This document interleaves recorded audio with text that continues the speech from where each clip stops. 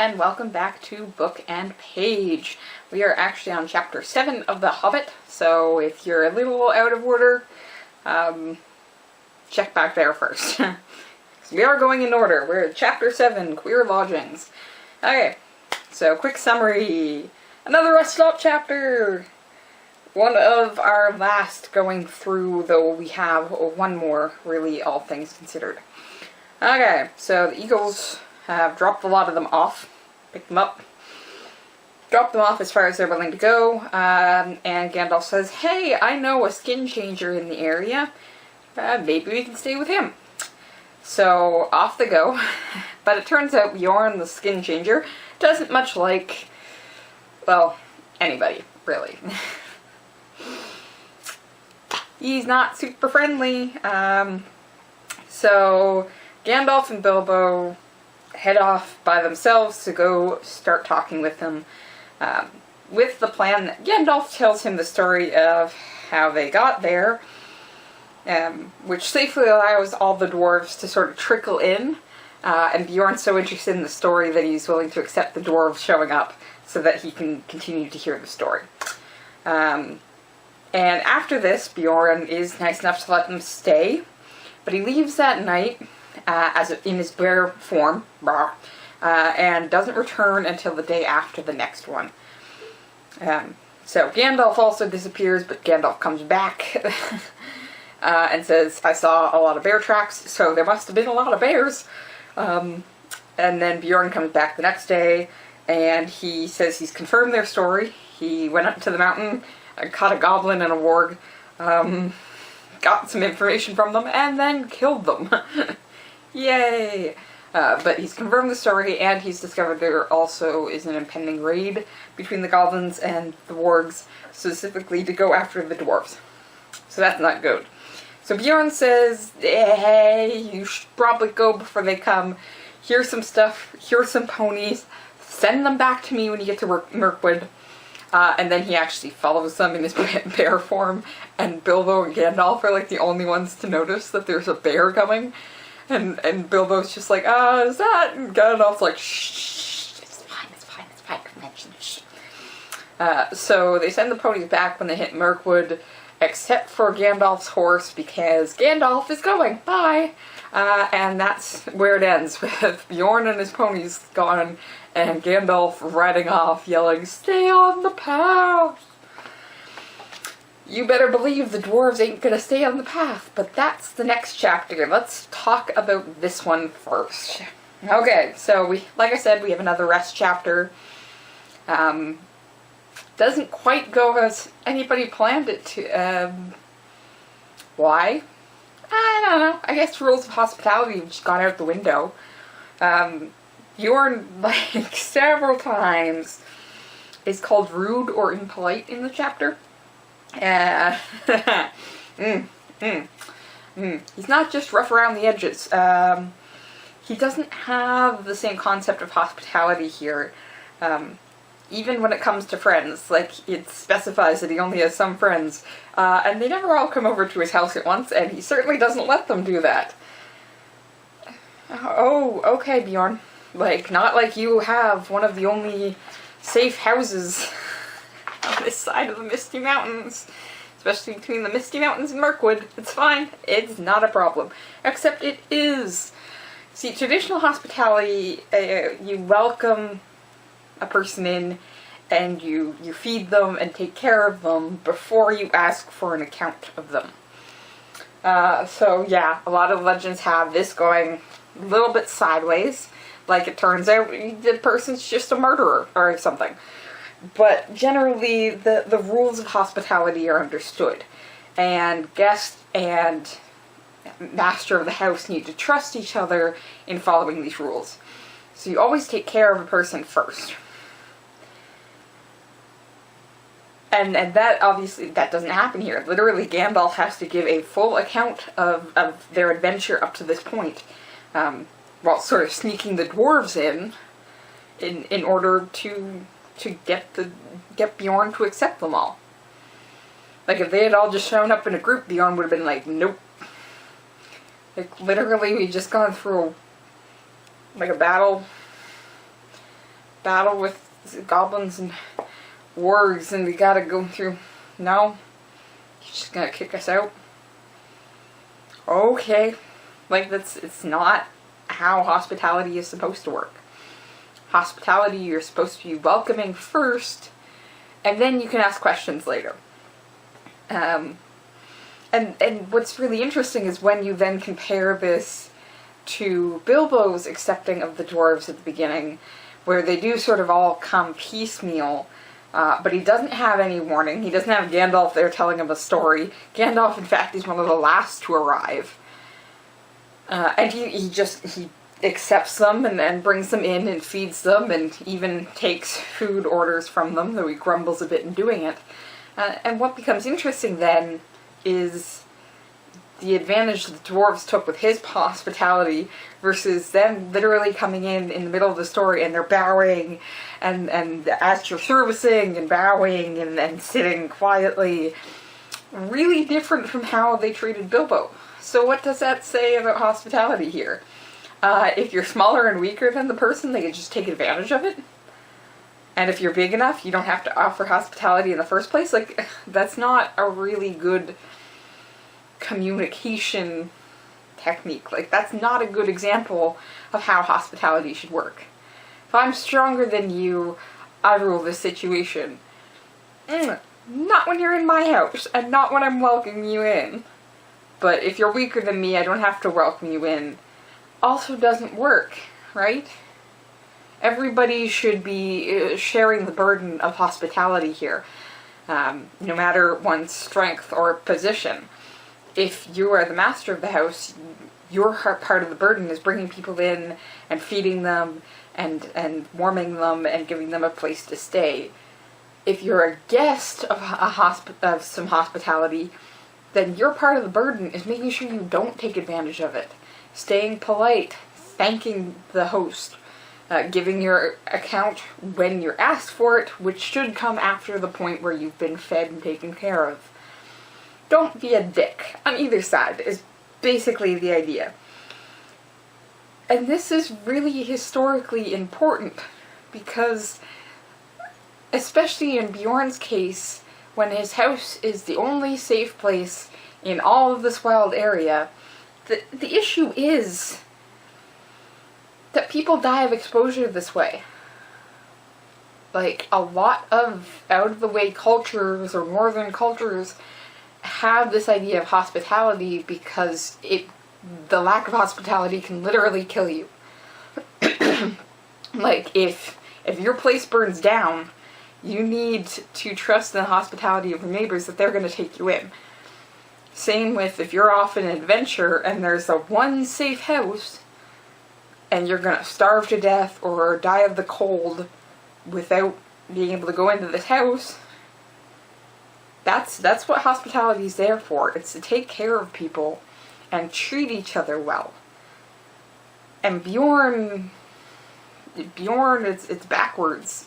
He wants to hear the stories first. Could you imagine standing out in the cold, starving, like falling to pieces on your feet, wounded, and having to be like, well, yeah, I came from this part because I took this boat with this person and I lost track of this. Like, no. You're literally trying not to die at that point. That's why you're supposed to get fed and doctored first. But that idea of hospitality doesn't really show up again in The Hobbit. It all sort of falls to pieces after Rivendell, where the goblins certainly aren't hospitable, and Bjorn has this weird thing where you need to tell me your entire story, and then I'll treat you okay for like 2 days, but if I can't confirm your story, then you're out. Like, in truth, if you actually look at pantheons, a lot of the chief gods, like Zeus and Odin, are both gods also of hospitality. Because it's literally the head god that needs to be in charge of this trusting, mutual care moment that you're expected to participate in. And that's just, we're losing bits and pieces of that everywhere. as we go through the rest of this trip. And that's a little disturbing. Hospitality is good, and in fact, you think that's one of the lessons that's probably being learned here, is be willing to take care of people even if they're strangers to you. Bilbo's probably certainly learning that, and maybe the dwarves are picking it up too. Okay, yet again we get another song. We get a lot of these. In fact, we have almost a storytelling competition with Bjorn and Gandalf and the dwarves, where we all end up telling stories with each other, especially after Bjorn comes back and he's willing to be a little more talkative. But we also get a song from the dwarves after Bjorn leaves, and it is an odd song, to say the least, when coming from the dwarves, because it is one of the few dwarven songs we get where it's not talking about material things. Like, it's actually talking about the wind. And the wind, not, like, hearing the wind that's preempting the dragon. The dragon is, by all accounts, already in the mountain. Yeah, and it passed the lonely mountain bear and swept above the dragon's lair. So, it's not preempting the attack of the dragon. It is this weird ode to the wind of their homeland, which is odd, again, as a different type of song. It's not material and it's not historical. It's this perspective on a natural thing, which, like, again, the riddles we had in Riddles in the Dark, this tells us something. This is communicating something about the dwarves. That they do have a sense of nature. It's connected most notably with their homeland, but again, also very aggressive. We've got dark things creeping, the wind's roaring and groaning, it becomes shrill and harsh. It's all of these aggressive moments, with hissing and rattling and racing, and the clouds were torn and rent. It's almost violent in its nature, until we get to the last stanza of this poem. It is a 6-poem stanza, and the first 5, again, speaking of the wind in very violent manners. And then we get this last stanza. It left the world and took its flight over the wide seas of the night. The moon set sail upon the gale, and stars were fanned to leaping light. You can see it's very different from the prior 5 stanzas of the poem, where we suddenly have this release from what seems to be this world, and we're up among the stars and the universe and the moon, and there's still a wind there, but it is a much freer wind. It becomes part of this sea of darkness, and creating light by throwing up the stars and bathing in the moonlight. And we get light. Light has just appeared in this last stanza with the moon and the stars, and in fact light is the last word. So it's a weird turn from very violent earthbound winds that rip and tear and hiss and roar and shrill, and to this leaping light of the stars being woken. And you might have noticed something, but like I said, we've got this earthbound and then this leaving of the world, which seems again to be, we can take a look at this and, well, are we seeing a death passage talking about the wind, but metaphorically meaning a person, the dwarves in this case? Is this a recognition that we have a very violent, aggressive life here on Earth, but a release into something afterwards that is bathed in leaping light, that is freer than what we are earthbound? We get all these descriptions of very painful things into this ethereal beauty of leaving the world. And why do we, if that is the case, why do we get the song here, where we do have a resting point, rather than, we're not in the middle of anything dangerous right now, we're resting. But again, I think the dwarves are realizing, with everything they've already been through and what they're facing, in all likelihood they are going to lose members of the company. So it is sort of this recognition that they've got to survive all these violent parts of the world with the one day hope of release from the world into something else beautiful.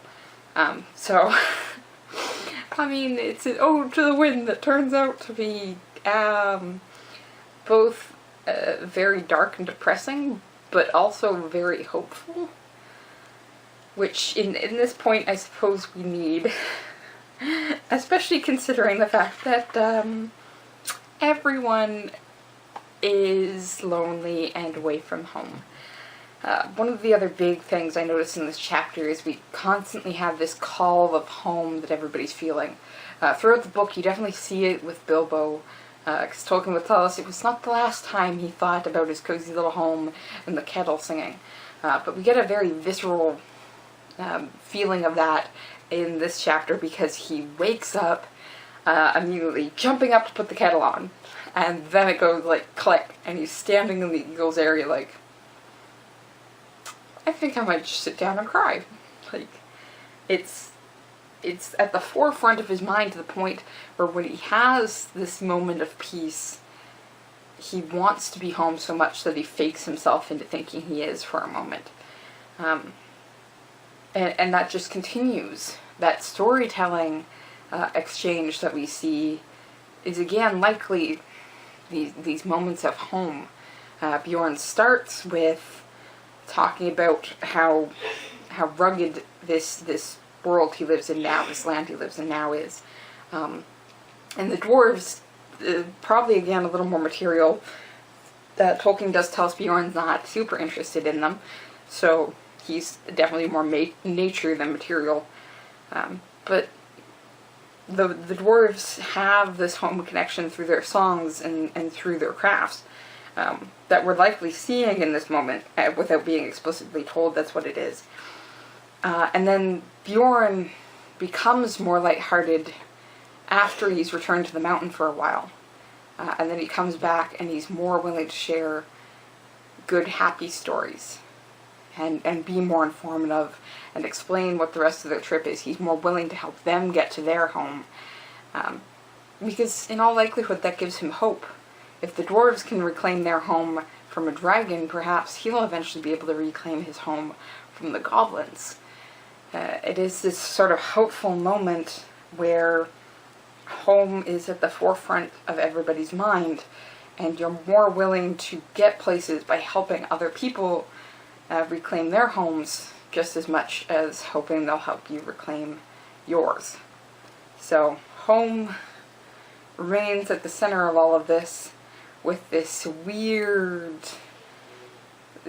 flavoring of how hospitality should work and how life on this world and the afterlife works. Because that's also integral for home. If our material worldly home is not our permanent home, home also has to mean something else past this life, if we believe in an afterlife. It is the dwarf's true home on that wind that's making the light of the stars leap. That's going to be something that we have to grapple with. But for right now, we're craving our worldly homes, and none of us have them yet. But hopefully we'll get there. Alright, so next chapter we'll be heading into Mirkwood. So I'm going to keep reading, and I hope you do too. See you next time.